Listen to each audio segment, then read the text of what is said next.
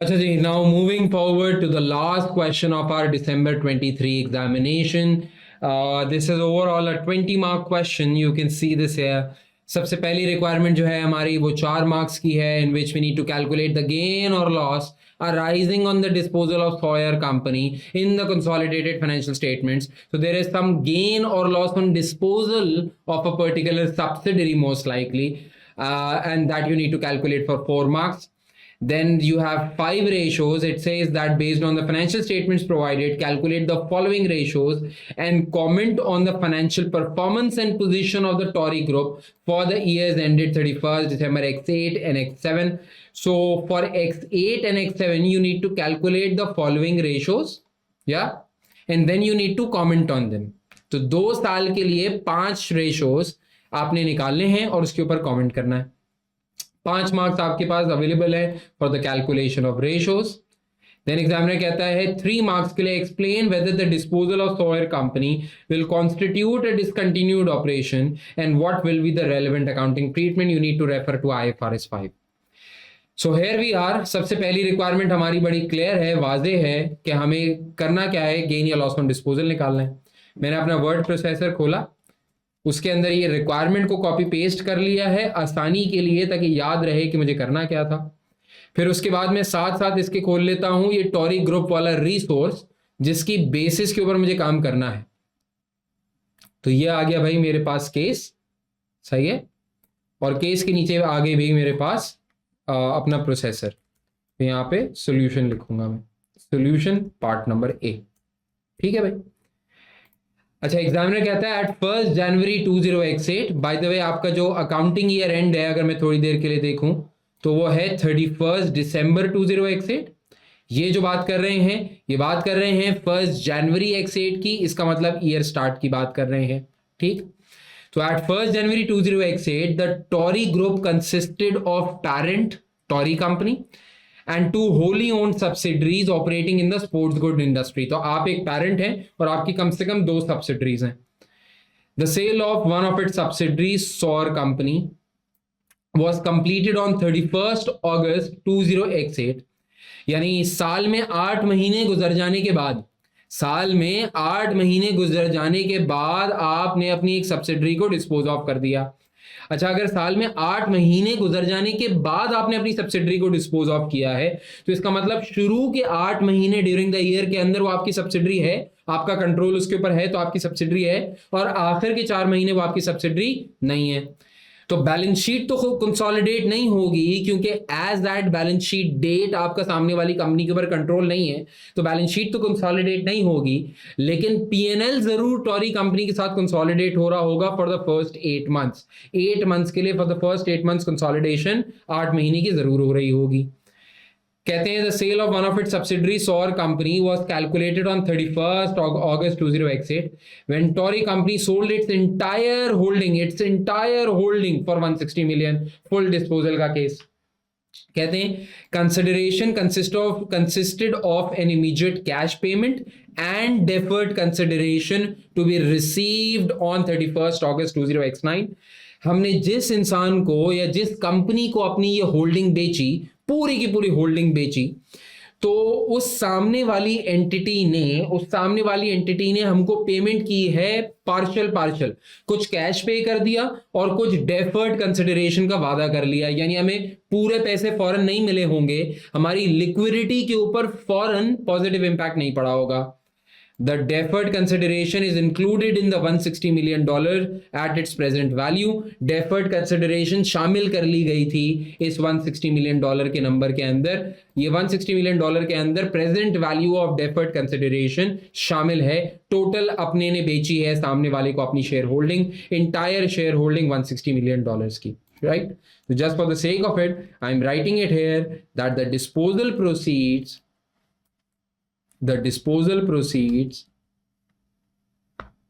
were 160 million. All right. Now your examiner says, आगे चलते हैं थोड़ा सा.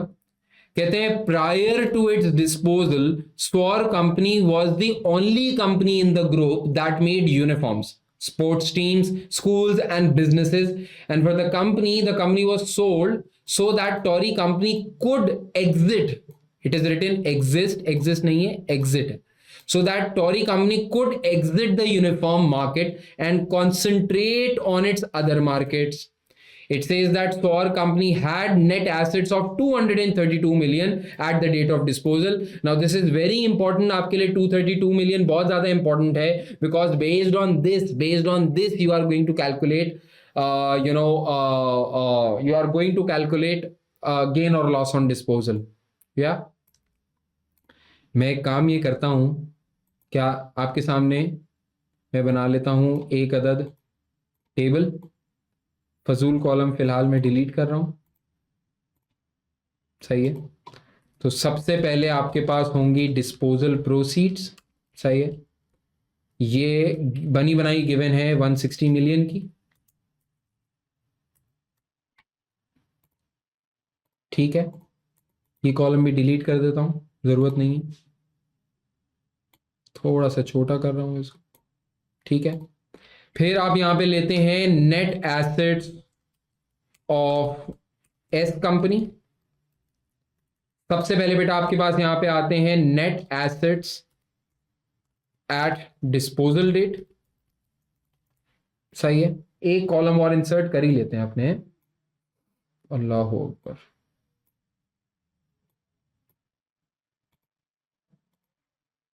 एक कॉलम यहाँ पे इंसर्ट कर ही लेते हैं. बिफोर कर दिया.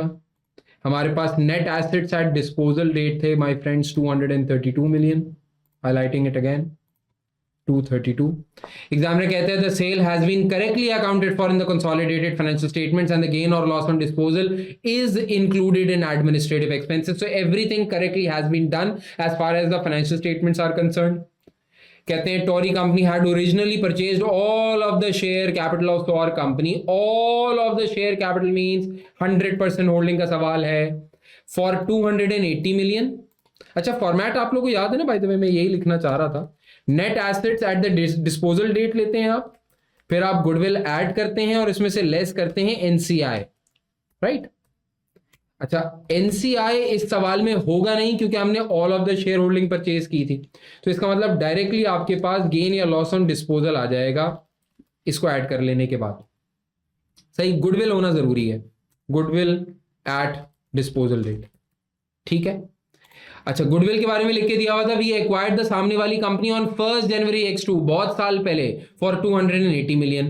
The fair value and the carrying amount of net assets of Sor company at the date of acquisition were 224 million. Goodwill was considered to be impaired by 39.2 million at 31st August 2008. The impairment loss had arisen in past years in X5 and X7. Goodwill examiner ने निकली निकलाई तो नहीं दी हुई, लेकिन हम खुद जरूर calculate कर सकते हैं. कर लेते हैं जरा. मैं नीचे भी एक टेबल इंसर्ट कर देता हूं. सही है. इसको थोड़ा सा छोटा कर रहा हूं मैं. तो हमारे पास सबसे पहले कंसिडरेशन होगी at the date of acquisition. सही है. ये कंसिडरेशन हमारे पास एक्विजिशन डेट के ऊपर थी 280 मिलियन की. यहां लिख देता हूं 280 मिलियन. इसमें से लेस किया होगा fair value of net assets of S company at acquisition. वो बने बनाए हमको गिवन है 224 मिलियन के. ठीक है. इसका मतलब goodwill at the date of acquisition हमारे पास आ गई होगी, if we are to calculate, तो 280 माइनस 224 ये हो जाएगा आपके पास 56 मिलियन. इस 56 मिलियन में से हम लोग लेस कर देंगे, इस 56 मिलियन में से हम लोग लेस कर देंगे इंपेयरमेंट. लेस इंपेयरमेंट, जिसके नतीजे में अगर मैं यहां पे ऐड अप कर लूं तो इंसर्ट रो आफ्टर, गुडविल हमारे पास आफ्टर इंपेयरमेंट आ जाएगी. ये हमारे पास गुडविल बिफोर इंपेयरमेंट जो है, वो गुडविल बिफोर इंपेयरमेंट है हमारे पास 56 मिलियन. इसमें से लेस करूंगा इंपेयरमेंट 39.2 मिलियन की. कर लेते हैं भाई 39.2 मिलियन. और उसके बाद हमारे पास जो आ जाएगी वो आ जाएगी हमारे पास 16.8 मिलियन की goodwill after impairment. This is the goodwill after impairment. एक बार आपके पास गुडविल आफ्टर इंपेयरमेंट आ गई तो बेटा यही गुडविल आपने इस्तेमाल करनी है यहां पे 232 प्लस 16.8 करेंगे तो मेरे ख्याल से आपके पास 248.8 आ जाएगा। 248.8 को आप कंपेयर करेंगे, इस 248.8 को अगर आप कंपेयर करेंगे अपनी डिस्पोजल प्रोसीड्स से, अपनी डिस्पोजल प्रोसीड्स ऑफ 160 मिलियन से, तो आपके पास लॉस ऑन डिस्पोजल आ जाएगा 88.8 मिलियन का। यहां पे भी हम लोग कर देते हैं this is loss on disposal. So my friends, at the very least हमने अपनी पहली रिक्वायरमेंट फुलफिल कर ली है, which was to calculate gain or loss arising on the disposal of Sor company in the consolidated financial statements. हमारे PNL के अंदर, consolidated PNL के अंदर 88.8 का लॉस ऑन डिस्पोजल शामिल होगा। ठीक है जी, ये हो गया भाई हमारे पास। ठीक है, आगे आ जाएं। नेक्स्ट जरा हम चलते हैं, हमारे पास रिक्वायरमेंट क्या है। नेक्स्ट कह रहा है based on the financial statement provided calculate the following ratios. अच्छा, फॉलोइंग रेशियोज में हमारे पास भाई कौन कौन से रेशियोज हैं, आ जाए जरा। फॉलोइंग रेशियोज में कौन कौन से रेशियोज हैं, पहले जरा इसको सेट कर लें। This is part number B. ठीक है, मेरे पास बहुत सारे रेशियोज हैं, इन सारे रेशियोज का बेटा सबसे पहले मैं एक टेबल बना लूंगा। मुझे 2 साल के रेशियोज कैलकुलेट करने हैं, सही है, और कम से कम ये 5 रेशियोज हैं, सही है। तो ये आ जाएगा आपके पास। एक और रो इंसर्ट कर रहा हूं बेटा मैं एहतियातन, रो आफ्टर कर लेते हैं। तो ये आ जाएंगे रेशियोज, फिर एक आ जाएगा 20x8, एक आ जाएगा 20x7। ठीक है, हमने इनके कॉलम्स बना लिए। रेशियोज में क्या क्या है बेटा, ग्रॉस प्रॉफिट मार्जिन है, फिर आपके पास ऑपरेटिंग प्रॉफिट मार्जिन है, फिर आपके पास वो कह रहा है रिटर्न ऑन कैपिटल एम्प्लॉयड है, फिर आपके पास वो कह रहा है करंट रेशो है, और फिर उसके बाद एग्जामिनर आपसे कह रहा है, मैं एक रो और इंसर्ट कर रहा हूं नीचे, row after, last but not the least आपके पास है gearing, which is debt divide by debt plus equity. ठीक है, अब सबसे पहले बेटा हम लोग कैलकुलेशन कर लेते हैं ग्रॉस प्रॉफिट मार्जिन की। सवाल में आ जाते हैं भाई। एग्जामिनर कह रहा है extract from the consolidated profit or loss for Tory company for the years ending x7 and x8 are as follows. सही भाई, हमारे पास सबसे पहले अगर आप देखें तो यहाँ पे गिवन है एक पीएनएल जिसके अंदर सारी चीजें करेक्टली एडजस्टेड है, फिर उसके नीचे हमारे पास गिवन है कंसोलिडेटेड एसओएफपी, राइट। सबसे पहले पीएनएल के ऊपर आ जाते हैं जरा। पीएनएल में से हम निकालेंगे gross profit margin which would be 892 divide by 2312। तो यहां पे कर लेते हैं 892 डिवाइड बाय 2312 मल्टीप्लाई बाय 100। पहले मैं सारे फॉर्मूलाज बना रहा हूं, एक साथ उसकी कैलकुलेशन कर लूंगा। x7 के लिए हम करेंगे 956 डिवाइड बाय 2176 मल्टीप्लाई बाय 100। फिर हमें चाहिए बेटा ऑपरेटिंग प्रॉफिट मार्जिन, तो ऑपरेटिंग प्रॉफिट हमारे पास 412 है, सेल्स 2312 की हैं, ये भी कर लेते हैं। तो ये आ जाएगा 412 डिवाइडेड बाय 2312 मल्टीप्लाई बाय 100। इसी तरह बेटा यहां पे x7 में आ जाएगा 668 डिवाइड बाय 2176 मल्टीप्लाई बाय 100। अच्छा, फिर उसके बाद रिटर्न ऑन कैपिटल एम्प्लॉयड के अंदर आ जाते हैं। रिटर्न ऑन कैपिटल एम्प्लॉयड का फॉर्मूला होता है PBIT divide by capital employed. तो पीबीआईटी तो है हमारे पास 412 इस केस में और 668 इस केस में। अब डिवाइड करना है कैपिटल एम्प्लॉयड से। कैपिटल एम्प्लॉयड का फॉर्मूला होता है या तो equity plus long term debt या total assets minus current liabilities. आप जो चाहे कर सकते हैं यहाँ पे। फॉर एग्जांपल यहाँ पे equities and non current liabilities को ऐड करना आसान है, तो मैं यहाँ ले लेता हूं 4968 माइनस 288, राइट, इंटू 100 कर लेता हूं। यहां पे कैपिटल एम्प्लॉयड है, अच्छा मैंने एक गलती कर दी, 4968 प्लस 750 ये करना था मुझे, मैंने एक गलती कर दी है भाई, सही कर लेता हूं 750। ठीक है, यहां कर लेते हैं, डिवाइड करेंगे capital employed, equity plus long term date है, इक्विटी थी 4624 प्लस कर लिया इसमें 1150 मल्टीप्लाइड बाय 100 कर दिया, ये आपके पास रिटर्न ऑन कैपिटल एम्प्लॉयड आ जाएगा।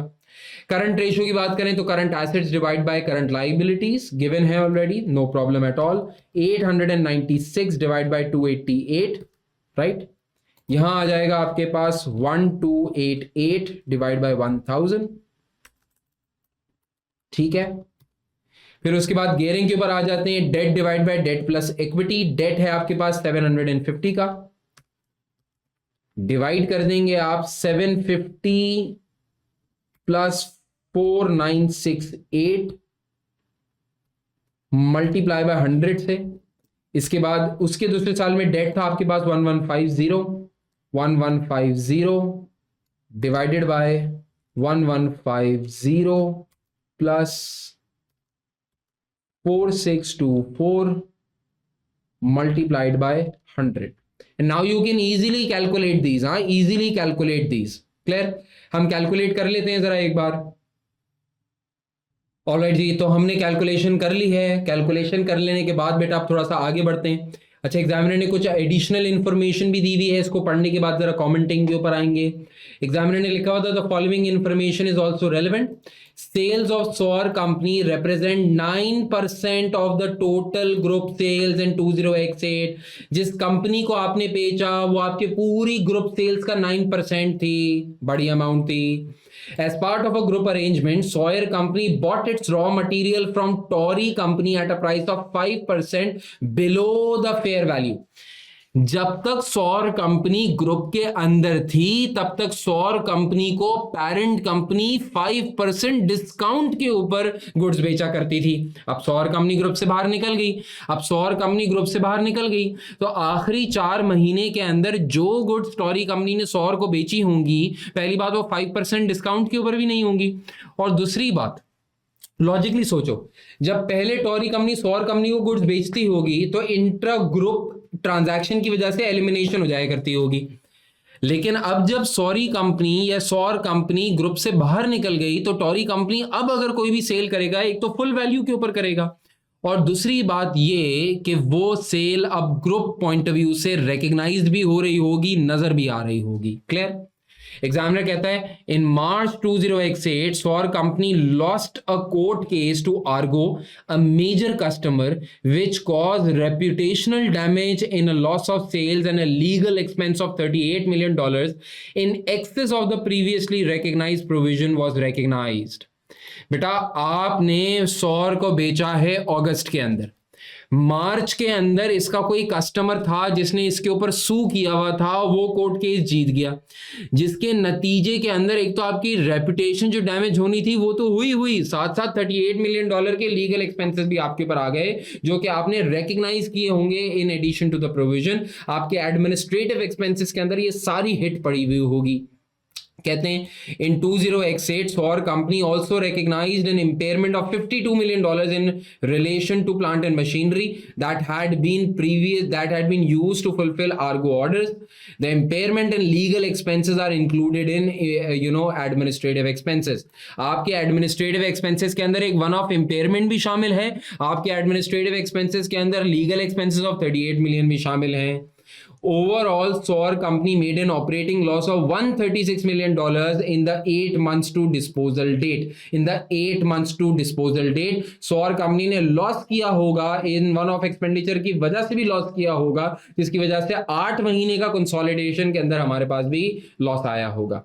अब रेशोज हमारे सामने हैं और इन रेशोज को देखते हुए और कंसोलिडेटेड फाइनेंशियल स्टेटमेंट्स को देखते हुए हमने कमेंटिंग करनी है on financial performance and financial position. तो यहां पे मैं लिख रहा हूं फाइनेंशियल परफॉर्मेंस, सही है, और फिर बात करूंगा फाइनेंशियल पोजीशन के ऊपर।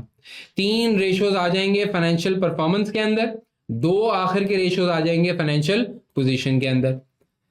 ओवरऑल अगर आप ग्रॉस प्रॉफिट मार्जिन के ऊपर नोट करें तो लास्ट ईयर का कंसोलिडेटेड ग्रॉस प्रॉफिट मार्जिन बन रहा था 43.9%, अभी 12 महीने का कंसोलिडेटेड ग्रॉस मार्जिन बन रहा है 38.6%। ओवरऑल हमारे ग्रुप का कंसोलिडेटेड मार्जिन गिरा है।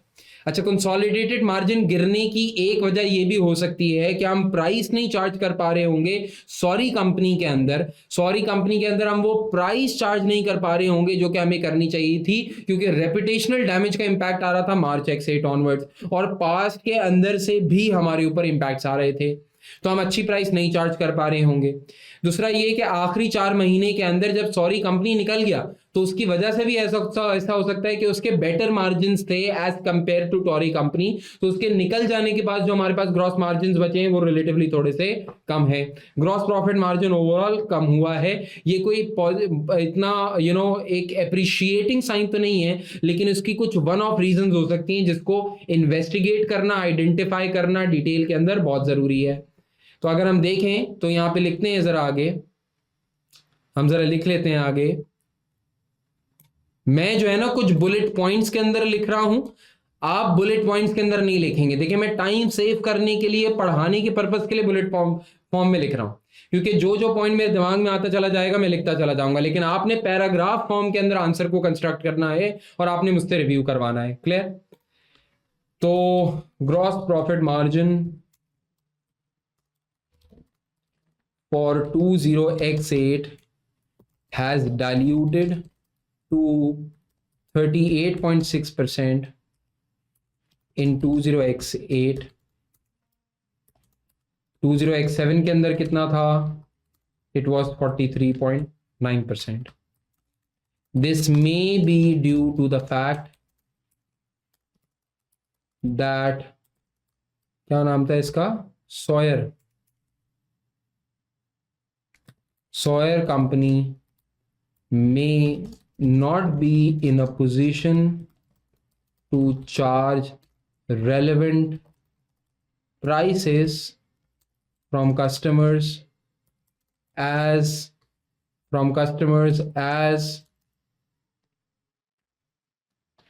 it was exposed to adverse publicity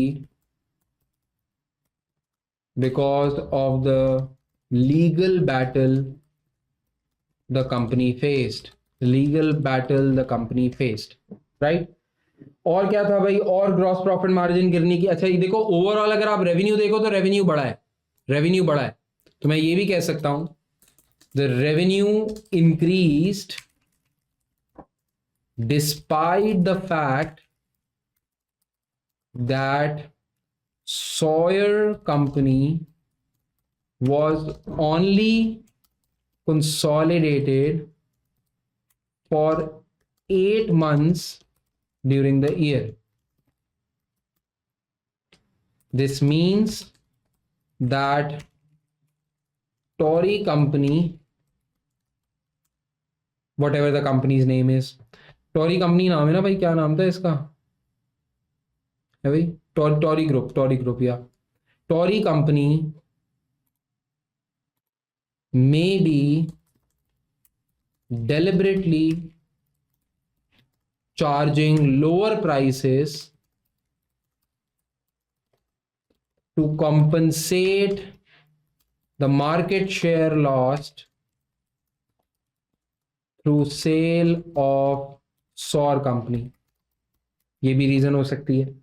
और ग्रॉस प्रॉफिट मार्जिन गिरने की रीजन क्या हो सकती है? It is also possible that Sawyer company may have a higher gross margin,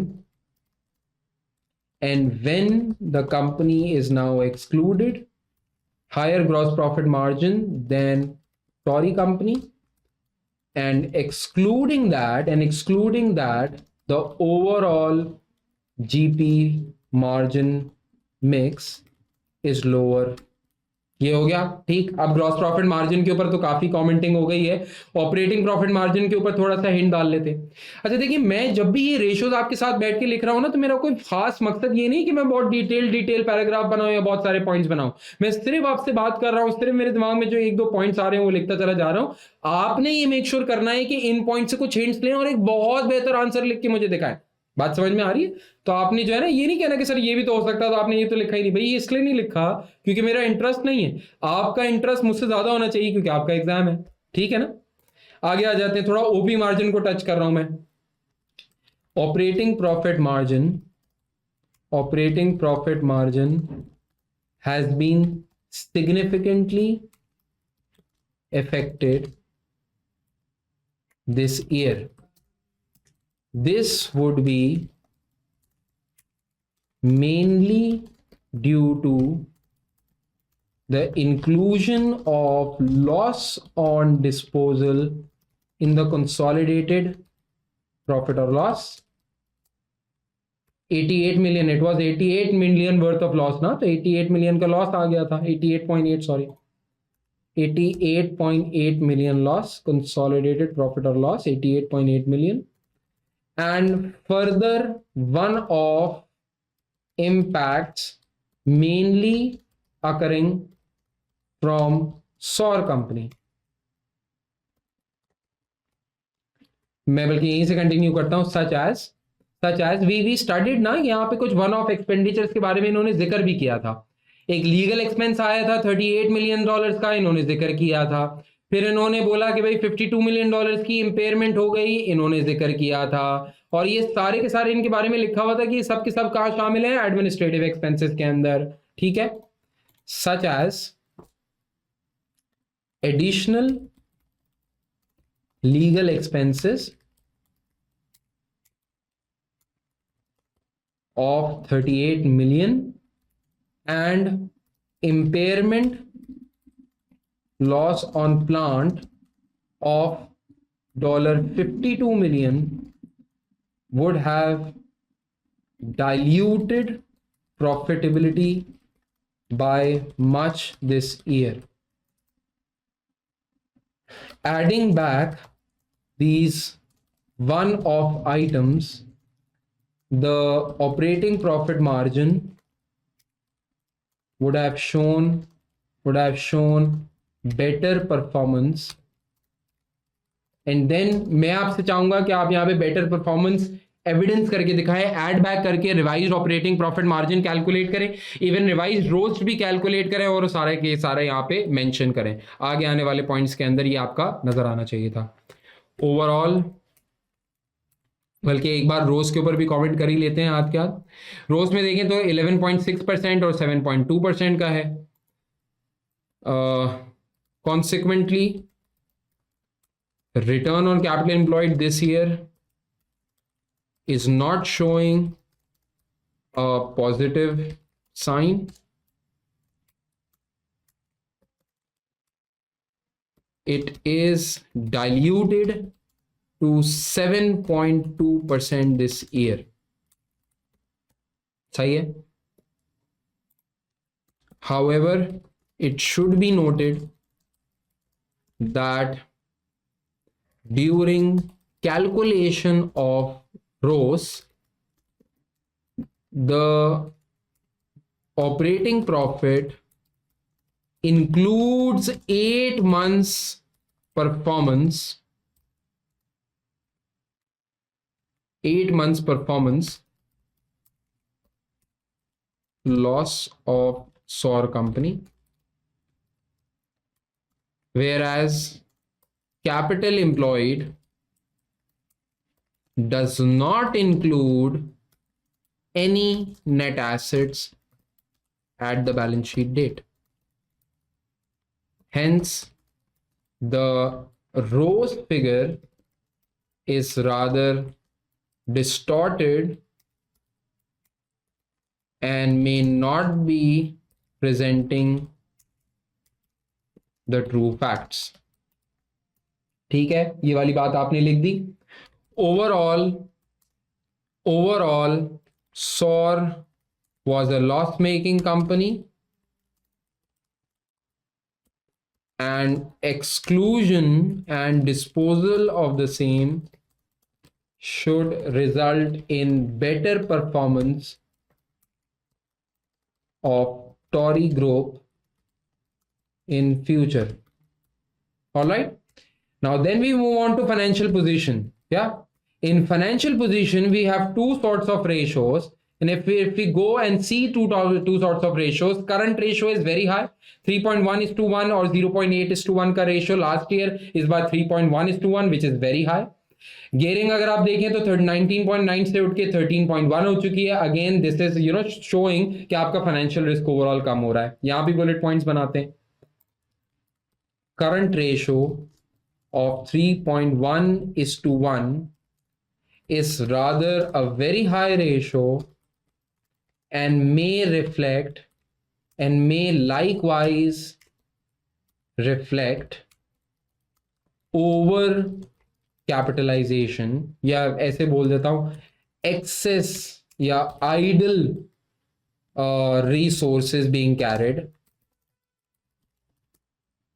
However, it should be noted that at least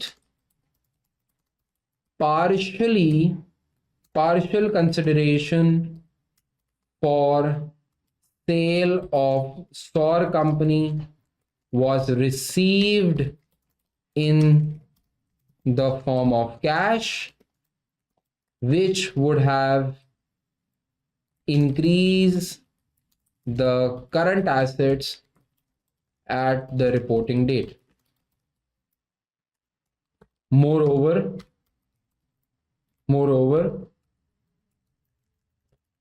it is likely that SOR company had more current liabilities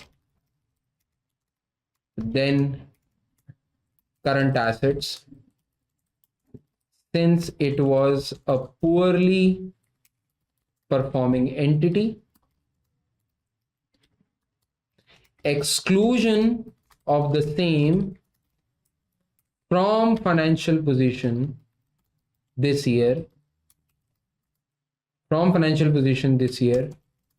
may be showing a better performance, right? In terms of financial gearing,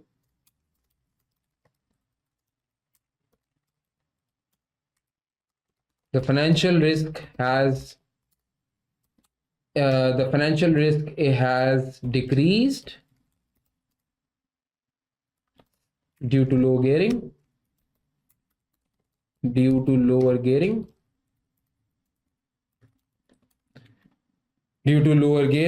This might be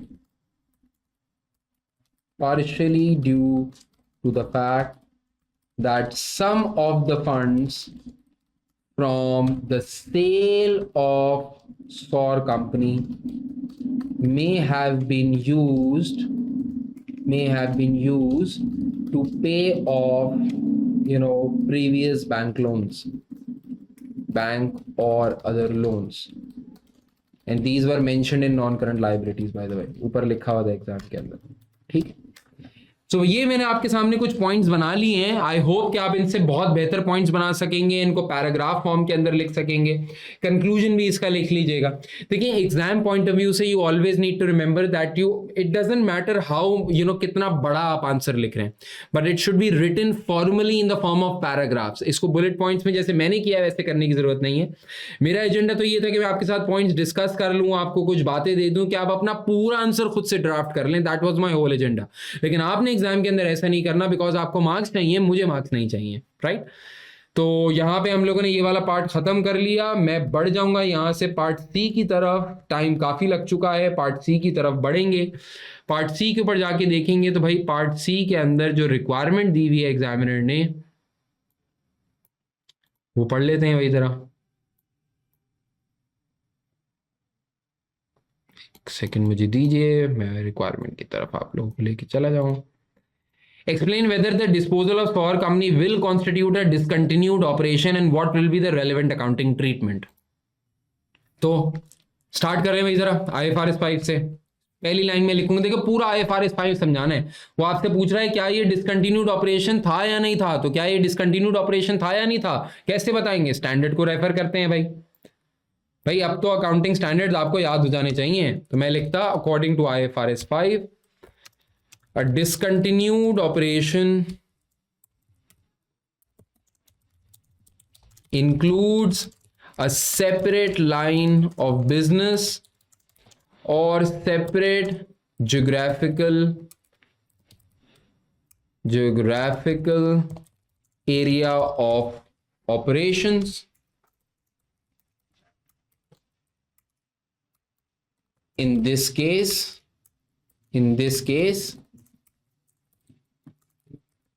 SOR company was a separate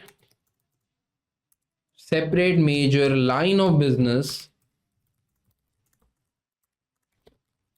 as it only dealt in uniforms,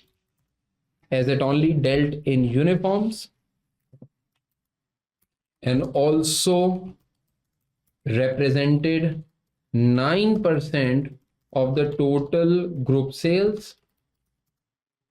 Therefore, it should be, ऐसे बोलूंगा, it qualifies under the criteria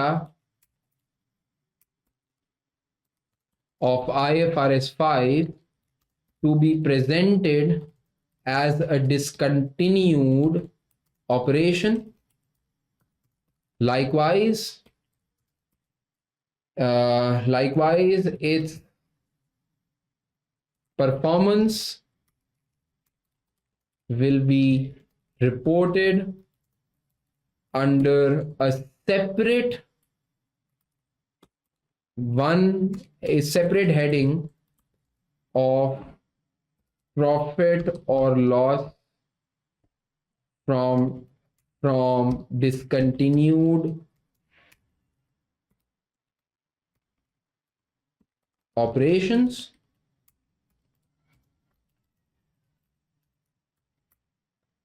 and detailed disclosure will be given. Also, for balance sheet, the disposal group assets and liabilities will be mentioned as a separate line item on the face of statement of financial position. Yeah. So I've written a brief answer for you guys, जो कि IFRS 5 की निशानदेही कर रहा है. Examiner ने कहा था 3 मार्क्स के लिए समझाना है. इतना ये इससे कुछ थोड़ा बहुत आगे पीछे कर लेते तो मेरे ख्याल से 3 मार्क्स आपको मिल जाने थे. 3 रेलेवेंट पॉइंट्स मिल जाएं तो 3 मार्क्स आपको मिल जाने हैं. मेरे ख्याल से आपका पार्ट यहाँ पे खत्म हुआ. मैं चाहूंगा, मैं आपको बोल रहा हूं, मैं आपको डेलिबरेटली बोल रहा हूं कि इस सवाल को पूरा का पूरा 1 गो के अंदर फॉर्मली खुद सॉल्व करें, इसका आंसर पूरा लिखें और फिर सब लोगों ने मुझे भेजना है, सब लोगों ने मुझे व्हाट्सएप करना है, and I will review this answer and I will give you a personalised feedback इंशाल्लाह. Take care. अल्लाह हाफिज.